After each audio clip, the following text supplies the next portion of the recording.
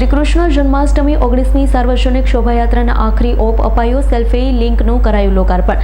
પૂજ્ય કૃષ્ણમણીજી મહારાજે લોકોને જોડાવા આહવાન કર્યું. 15મી ઓગસ્ટે ખીજુડા મંદિરે ભક્તોને માખણ પ્રસાદ સ્વરૂપે આપી સહભાગી થવા આહવાન કર્યું છે. ઇન્ટરનેશનલ હાસ્ય કલાકાર ધારશી બરેડિયાએ લોકોને ડોલાવ્યા.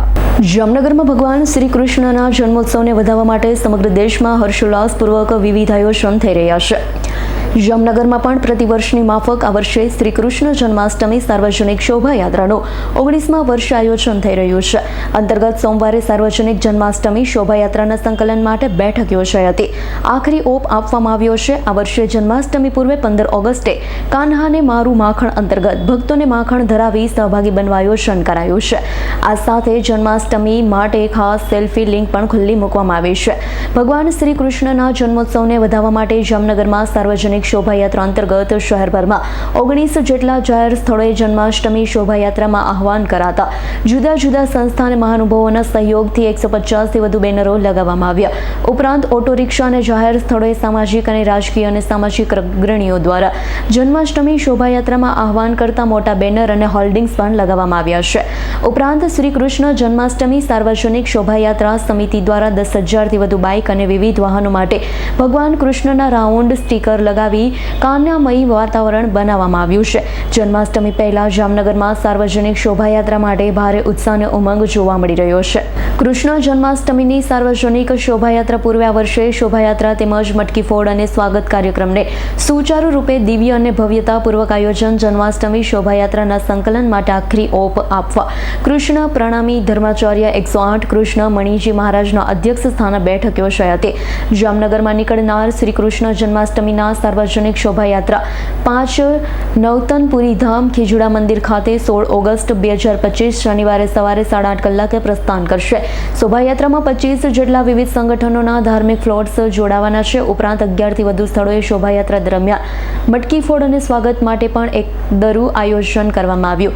આયોજન અંગે જામનગરમાં ગોકુળિયો જેવો માહોલ બનાવવા માટે શ્રી 5 નવતનપુરી ધામ ખીજુડા મંદિર જામનગર ખાતે 11 ઓગસ્ટ 2025 સોમવારના સાંજે કૃષ્ણ પ્રણામી ધર્માચાર્ય 108 કૃષ્ણ મણીજી મહારાજની ઉપસ્થિતિમાં જન્માષ્ટમી શોભાયાત્રાનું સંકલન કરાયું છે. મીટિંગમાં જગતગુરુ કૃષ્ણ મણીજી આ મીટિંગમાં 5 નવતનપુરી ધામ ખીજુડા મંદિરના જગતગુરુ કૃષ્ણ મણીજી મહારાજે સૌ કોઈને આશીર્વાદ પાઠવ્યા. શોભાયાત્રા માટે કામે લાગેલા તમામ લોકોને બિરદાવ્યા. આવનારી જન્માષ્ટમીની શોભાયાત્રામાં સૌ કોઈ ધર્મપ્રેમીઓને જોડાવા માટે પણ તેમણે આહવાન કર્યું છે. ડિજિટલ સેલ્ફી ઝોનમાં પોતાના ફોટો સાથેની સેલ્ફી બનાવી લોકાર્પણ કરાયું. કૃષ્ણ જન્માષ્ટમી સાર્વજનિક શોભાયાત્રામાં જોડાવા અને ફોટો સાથેની સેલ્ફી પોસ્ટ બનાવવા http://krishnapranaami.org સોશિયલ મીડિયા પોસ્ટ પર જોઈ દરેક કૃષ્ણ ભક્તો પોતાના ફોટા સાથેની સેલ્ફી બનાવી સોશિયલ મીડિયામાં પોસ્ટ કરી વધુ લોકોને જોડાય તેવી આગ્રહભરી અપીલ કરવામાં આવી હતી.